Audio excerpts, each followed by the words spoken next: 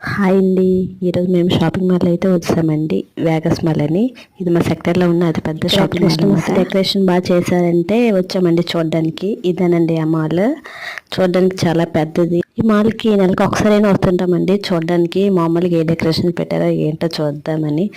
కొనాలంటే అంత బడ్జెట్ కాదండి మంది మిడిల్ క్లాస్ కదా, మరి అంత బడ్జెట్ అయితే లేదు. జస్ట్ నెలకు ఒకసారైనా తిరగడానికి అయితే వస్తామండి. కిందనంటే స్టాల్స్ పెట్టారండి, అది చూద్దాం పదండి. ఈ స్టాల్స్ దగ్గర ఏమో క్రిస్మస్ డెకరేషన్ ఐటమ్స్ అని చాలా బాగా పెట్టారండి. చూడడానికి చాలా బాగున్నాయి.